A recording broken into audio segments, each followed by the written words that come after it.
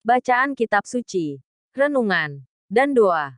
Sabtu, tanggal 29 Januari tahun 2022. Ia pun bangun, menghardik angin itu dan berkata kepada danau itu, "Diam. Tenanglah." Lalu angin itu reda dan danau itu menjadi teduh sekali. Inilah Injil Suci menurut Markus, bab 4 ayat 35 sampai dengan 41.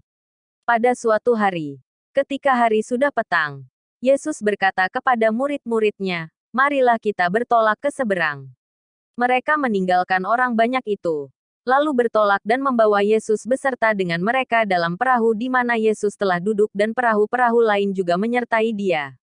Lalu mengamuklah taufan yang sangat dahsyat dan ombak menyembur masuk ke dalam perahu, sehingga perahu itu mulai penuh dengan air. Pada waktu itu, Yesus sedang tidur di buritan di sebuah tilam.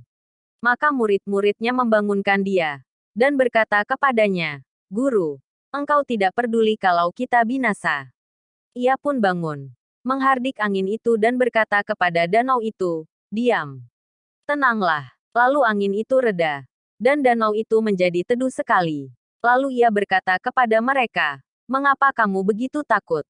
Mengapa kamu tidak percaya?" Mereka menjadi sangat takut dan berkata seorang kepada yang lain, "Siapa gerangan orang ini, sehingga angin dan danau pun taat kepadanya?" Demikianlah sabda Tuhan. Renungan. Dalam bacaan Injil Markus hari ini, dikisahkan apa yang dialami para rasul di dalam perahu yang diombang-ambing taufan sepanjang malam, menjadi pengalaman yang mencekam. Mereka bahkan sampai memarahi Yesus di atas perahu karena menganggap Yesus tidak peduli. "Guru, engkau tidak peduli.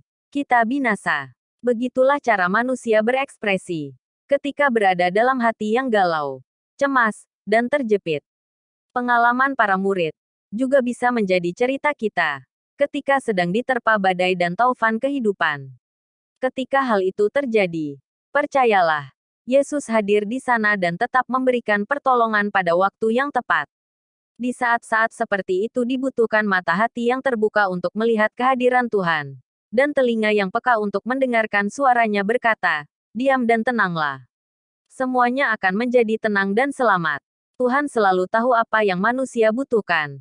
Hanya dibutuhkan iman dan kepercayaan kepadanya. Karena Tuhan menjadikan segalanya baik. Marilah berdoa. Allah yang Maha Pengasih, seringkali aku kurang percaya. Teguhkan imanku dan berilah aku hati yang damai dalam menghadapi berbagai goncangan dalam hidup. Amin. Salam kasih. Patrick Ekel.